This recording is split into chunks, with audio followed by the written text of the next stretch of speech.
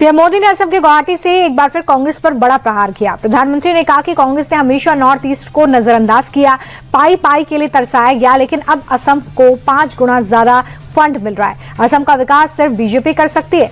Budget में north east की connectivity पर फोकस रखा गया है। प्रधानमंत्री ने आगे कहा कि असम में हाईवे पर गाड़ियां ही नहीं, फाइटर जेट उड़ते हैं, ये गर्व का पल है। नॉर्थ ईस्ट की पहली इमरजेंसी लैंडिंग फैसिलिटी का उद्घाटन हुआ है। डिब्रूगढ़ के पास मोरन बाईपास पर बनी इमरजेंसी लैंडिंग फैसिलिटी ELF पर प्रधानमंत्री का विमान उतरा है। ये एयर स्ट्रिप सैन्य रणनीति के लिहाज से काफी अहम है, क्योंकि ये इलाका चाइना बॉर्डर से लगभग 300 किलोमीटर दूर है। साथ ही ये एयर स्ट्रिप से नॉर्थ ईस्ट में प्राकृतिक आपदा, युद्ध जैसे हालात में बचाव और राहत ऑपरेशन में तेजी लाएगा। डिब्रूगढ़ में बनी इमरजेंसी लैंडिंग फैसिलिटी ELF पर वायुसेना के लड़ाकू विमानों का एयर शो भी हुआ है। राफेल, सुखोई समेत 16 लड़ाकू विमानों ने अपना करतब दिखाया। विमानों ने हाईवे से ही लैंडिंग और टेक ऑफ किया। ट्रांसपोर्ट एयरक्राफ्ट और हेलीकॉप्टर का एरियल डिस्प्ले भी किया गया है। प्रधानमंत्री मोदी ने CM हेमंता बिस्वा शर्मा और वायुसेना प्रमुख के साथ एयर शो देखा।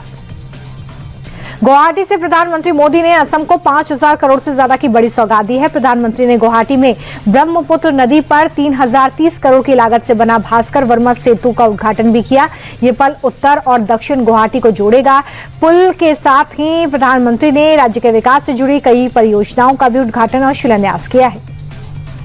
मनरेगा का नाम बदलने पर कांग्रेस देश भर में विरोध कर रही है। इस बीच बड़ी संख्या में कांग्रेस कार्यकर्ता जम्मू की सड़कों पर उतरे और जी राम जी कानून का विरोध किया।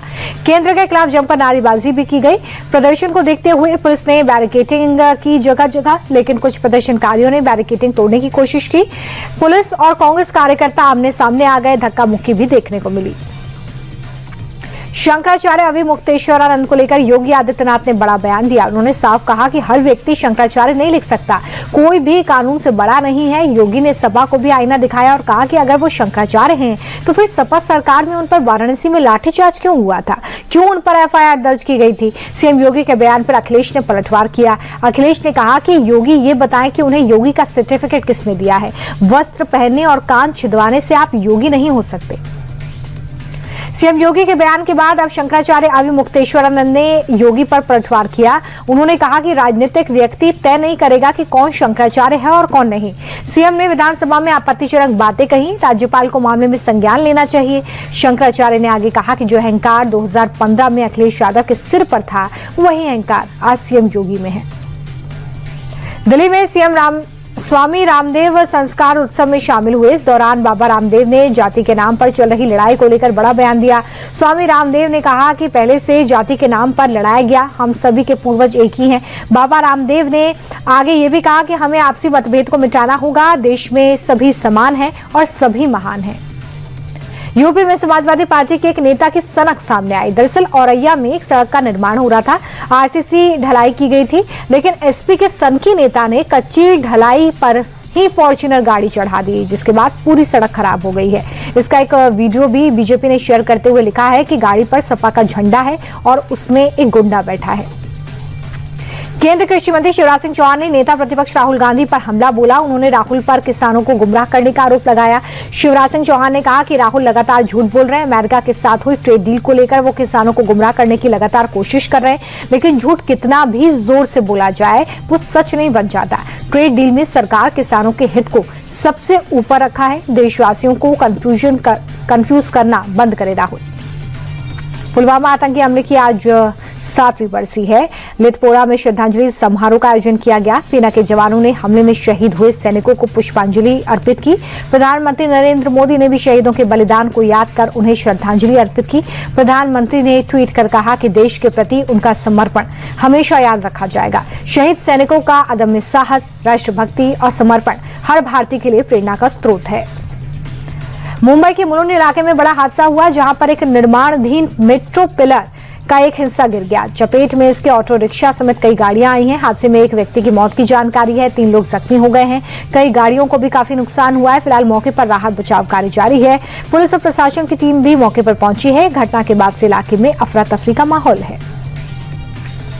मुंबई के मुलुंड हादसे पर CM देवेंद्र फडणवीस ने दुख जताया है। CM ने कहा कि हादसा बेहद दुखद है। स्लैब गिरने से एक शख्स की मौत हो गई है। सरकार पीड़ित परिवार के साथ है। साथ ही CM ने कहा है कि हादसे की जांच के आदेश दे दिए गए हैं। जिम्मेदार जो भी होगा उसके खिलाफ सख्त कार्रवाई होगी। दिल्ली में 3 लोगों की हत्या के आरोपी तांत्रिक कमरुद्दीन को रिमांड पर लेने के बाद दिल्ली पुलिस उसे लोनी लेकर आई। पुलिस ने उसके घर और घर के अंदर बने मंदिर की तलाशी ली, फिर कमरुद्दीन से पूछताछ की। मौके पर बड़ी संख्या में पुलिस फोर्स मौजूद रही। खबर है कि कमरुद्दीन 3 लोगों को लोनी से अपनी कार में लेकर गया था। यूपी के हापुड़ में छात्रा से छेड़छाड़ का एक मामला सामने आया है। दोस्तों के साथ कोचिंग से लौट रही छात्रा को रास्ते में खड़े एक लड़के ने पकड़ लिया और उससे छेड़खानी शुरू कर दी, लेकिन जैसे ही छात्रा ने शोर मचाना शुरू किया तो आरोपी मौके से भाग निकला। घटना का सीसीटीवी फुटेज सामने आया है। कार्रवाई करते हुए वीडियो के आधार पर आरोपी को गिरफ्तार कर लिया गया है। आगे की कार्रवाई जारी है। वैलेंटाइन डे पर नोएडा में एक कार से युवक और युवती की लाश मिलने से हड़कंप मच गया है। दोनों की गोली लगने से मौत हुई है। ये घटना सेक्टर 39 की बताई जा रही है। सूचना मिलने पर पुलिस की टीम मौके पर पहुंची और जांच शुरू की। शुरुआती जांच के मुताबिक पुलिस को आशंका है कि लड़के ने पहले लड़की को गोली मारी और फिर बाद में खुद को भी गोली मारकर अपनी जान दे दी। पुलिस को लड़के के हाथ में पिस्टल भी मिली है। फिलहाल मामला दर्ज कर पुलिस आगे की जांच में जुट गई है। गाजियाबाद में NH9 पर गाड़ी में मामूली टक्कर के बाद दबंगों ने कार के युवक को बेरहमी से पीटा, जिसका वीडियो सोशल मीडिया पर काफी वायरल हो रहा है। वीडियो में देखा जा सकता है कि 4 से 5 युवक इस कदर युवक को सड़क पर घसीट कर पीट रहे हैं। दरअसल पूरा विवाद गाड़ी टकराने के बाद हुआ, जिसके बाद दबंगों ने शख्स की पिटाई कर दी। पीड़ित ने युवकों पर 22,000 रुपए और सोने की चेन, मोबाइल फोन छीनने का भी आरोप लगाया। फिलहाल पुलिस मामले की जांच में जुट गई है। उत्तराखंड एसटीएफ ने देहरादून में बड़ी कार्रवाई की है। एसटीएफ और एसएससी एमटीएस परीक्षा में नकल कराने वाले गैंग के 2 सदस्यों को गिरफ्तार किया गया है। गिरफ्तार दोनों आरोपी यूपी और उत्तराखंड के रहने वाले हैं। आरोपियों के पास से 4 मोबाइल, 2 लैपटॉप और एक इंटरनेट राउटर मिला है। एसटीएफ ने परीक्षा केंद्र को सील कर दिया है। पुलिस के मुताबिक आरोपी कंप्यूटर हैकिंग और रिमोट एक्सेस के जरिए नकल करवा रहे थे और परीक्षा में पास कराने के लिए अभ्यर्थियों से 10 लाख रुपए लिए जाते थे। कर्नाटक के मैसूर में पेट्रोल पंप लूट की वारदात का सीसीटीवी फुटेज सामने आया है। 5 नकाबपोश हथियारों के साथ पंप पर धावा बोल देते हैं और पंप से कैश लेकर भाग जाते हैं। बदमाशों ने कैशियर अजय कुमार और एक दूसरे स्टाफ पर भी हमला किया और 15,000 रुपए से ज्यादा की नकदी लूट कर फरार हो गए। लुटेरों से झड़प के दौरान स्टाफ के 2 लोगों को चोट भी आई है। पुलिस ने मामला दर्ज कर लिया है। नकाबपोशों की तलाश जारी है। पटना में वैलेंटाइन डे के खिलाफ हिंदू संगठन ने प्रदर्शन किया है। बुद्ध स्मृति पार्क के बाहर हिंदू शिव भवानी सेना के कार्यकर्ताओं ने हाथ में हनुमान चालीसा लेकर प्रोटेस्ट किया और सड़क से गुजर रहे कपल्स को चालीसा भेंट की। संगठन का कहना है कि वे भारत में पश्चिमी देशों की संस्कृति हावी नहीं होने देंगे, इसलिए वो युवाओं को जागरूक कर रहे हैं।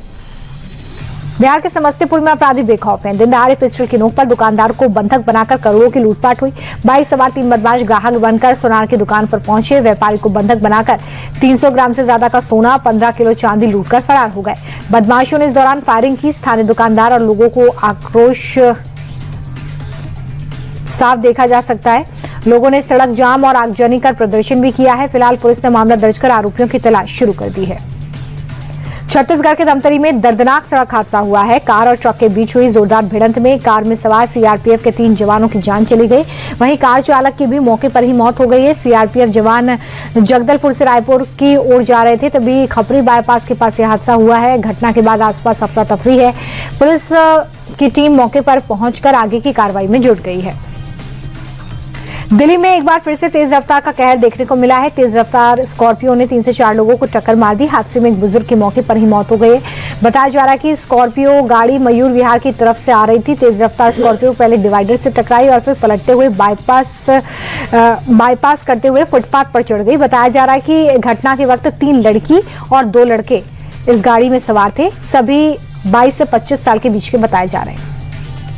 गुजरात के बनासकांठा में फूड डिपार्टमेंट ने पालनपुर में जीआईडीसी में छापा मारा तो 1200 किलो से ज्यादा संदिग्ध मिलावटी घी मिला है, जिसे जब्त कर लिया गया है। जब्त किए गए घी की कीमत करीब 8 लाख रुपए बताई जा रही है, जिसे खाद्य विभाग ने सैंपल लेकर लैब में जांच के लिए भेज दिया है। पिछले कुछ दिनों से फूड डिपार्टमेंट खाने की चीजों में मिलावट के खिलाफ एक्टिव रूप से कार्रवाई कर रही है। खाद्य विभाग का कहना है कि लैब रिपोर्ट आने के बाद सख्ती से कार्रवाई करेंगे। अहमदाबाद पुलिस ने अंतर्राज्यीय बाल तस्करी रैकेट का भंडाफोड़ किया है। अहमदाबाद एयरपोर्ट से 15 दिन के नवजात के साथ 4 आरोपियों को पकड़ा है, जबकि दांता से मुख्य आरोपी यूनुस सिंधी को गिरफ्तार किया गया है। जांच के दायरे में एक नर्स भी है जो इस रैकेट में मुख्य कड़ी की भूमिका निभाती थी। शुरुआती जांच में पता चला है कि स्किन टोन और लिंग के आधार पर बच्चों की कीमत तय होती थी। जम्मू कश्मीर में बीएसएफ और पुलिस को बड़ी सफलता हाथ लगी है। भारत पाक सीमा के पास आरएसपुरा सेक्टर से बीएसएफ और पुलिस के साझा ऑपरेशन के दौरान 20 करोड़ रुपए के 4 किलो हेरोइन बरामद किए गए हैं। सुरक्षा बलों के मुताबिक नशीले पदार्थ की एक खेप पाकिस्तानी ड्रोन से 2 अलग अलग समय पर गिराने की कोशिश की गई, जिसे सुरक्षा बलों ने पूरी तरह से नाकाम कर दिया। पुलिस ने मामले में 2 आरोपियों को गिरफ्तार किया है।